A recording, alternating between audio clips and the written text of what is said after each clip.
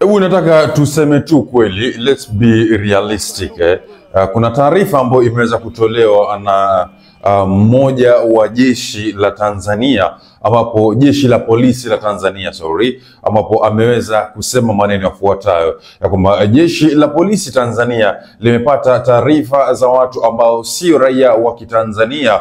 kuwa wameingia nchini kwa njia zisizo rasmi kwa nia ovu ya kufanya uhalifu ikiwemo vurugu. Watu hao wanajifanya kuwa wanafanya shughuli mbalimbali ikiwepo za bodaboda hapa nchini. Taarifa zinasema watu hao wapo katika mkoa wa Arusha, Dar es Salaam, Mbeya, Mwanza, Songwe na mikoa mingineyo. Wakati jeshi la polisi linaendelea kufuatilia ili kuwachukulia hatua kali kwa mujibu wa sheria, mwananchi yoyote ambaye amempangishia au amenaishi na raia yeyote wa kigeni asiyefahamika na anafanya shughuli gani na mienendo yake ni ya kutia mashaka, atoe taarifa haraka sana kwa viongozi wa serikali mitaa, wakuu wa vituo vya polisi, wakuu wa polisi wilaya, makamanda wa polisi mikoa, au wapige simu kupita namba ifuatayo ameka hapo 06999889. Asipotoa taarifa na watu hao wakutwe nyumbani kwake au eneo lake la biashara, hatua kali zitachukuliwa dhidi yake. Jeshi la polisi linaendelea kuhakikishia wananchi kwa kushirikiana na vyombo vingine vya ulinzi na usalama vinaendelea kuhakikisha taifa letu linaendelea kuwa salama na lenye amani. Au atoe taarifa kwa kupiga simu kupitia namba 0699998899. Asipotoa taarifa na watu hao wakikutwa nyumbani kwake au kwenye biashara yake, hatua kali za kisheria zitachukuliwa dhidi yake. Jeshi la polisi linaendelea kuhakikishia wananchi kuwa kwa kushirikiana na vyombo vingine vya ulinzi na usalama vinaendelea kuhakikisha taifa letu linaendelea kuwa salama na lenye amani. Wananchi kuwa kwa kushirikiana na vyombo vingine vya ulinzi na usalama vinaendelea kuhakikisha taifa letu linaendelea kuwa salama na lenye amani. So taarifa hiyo imeweza kutolewa na yule ambaye ni msemaji wa jeshi la polisi ndani ya Tanzania, makao makuu ya polisi jijini Dodoma, ambapo ndio kauli yake rasmi aliweza kuitoa jana, ambapo alikuwa anasema kwamba wana uhakika ya habari walizozipata ya kwamba kuna baadhi ya raia ambao sio wa Kitanzania ambao ndio wanachochea vita. Sitakuwa msemaji wa mambo mengi leo, na nisameheni leo sitaweza kusoma comment kwa sababu comment nyingi ambazo, yani maoni mengi ambayo yamewekwa kwenye hino habari ni maoni ambayo nisemi ni yana matusi dhidi ya huyu ambaye anajiita msemaji wa jeshi la polisi ambaye yuko kwenye makao makuu yale pale Dodoma, ambapo ametukanwa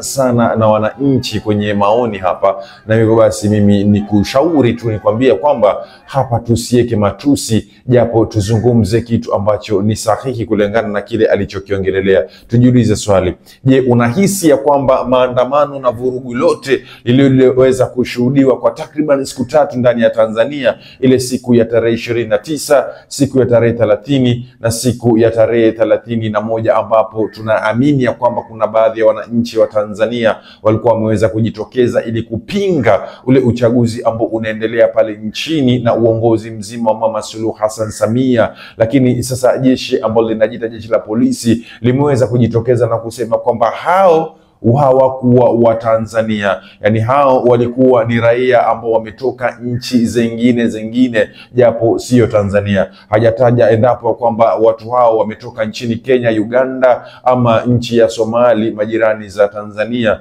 lakini amesema kwamba watu hao wametoka nchi za kigeni, yani nchi zingine ambazo sio nchi ya Tanzania. Tukumbuke ya kwamba nchi ya Tanzania kunao raia tofauti ambao wanaweza kuishi pale kutoka sehemu tofauti tofauti hapa duniani, lakini haimaanishi kwamba hao peke yao ndio walioenda kwenye yale maandamano, na sidhani kama walikuwa na uchungu sana ya kwamba mpaka iwafikie wakati hao pia wajiunge na yale maandamano. Lakini tukumbuke tu pia kwamba kule Songea mpakani kule sehemu za Isiolo, sehemu za Kenya kule, ambako kuna baadhi ya kundi la Wakenya ambao waliweza kuonekana wanang'ang'ana na kupigana na polisi wao wa Kikenya, ambao walikuwa wanalazima waingie na kuungana na Watanzania kwenye yale ambayo ni maandamano ambayo yalikuwa yameweza kuanzishwa Tanzania tarehe 29, ambapo waliweza kudhibitiwa na kutolewa na wawili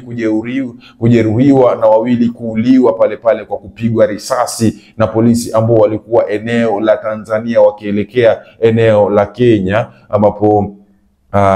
sidhani kama tulisikia story nyingine ya kwamba kuna Wakenya wengine tofauti place nyingine ama sehemu nyingine mpaka mwingine ambao walijaribu kuingia nchi ya Tanzania. Lakini ile sehemu ambayo tuna uhakika ni kwamba, ama ile taarifa ambayo tuko nayo hapa kwa KG Chipande, ni kwamba Wakenya walijaribu kuingia nchini Tanzania lakini hawakufanikiwa, baada ya kwamba polisi wa Kenya waliweza kuingilia ule mzozo ambao polisi wa Tanzania walikuwa wanawazuia wa Kenya, na polisi wa Kenya wakawazuia wale ambao ni raia wa Kenya na kuambia kwamba warudi kwao Kenya, kwa sababu vile vita haviwahusu, na kwa sababu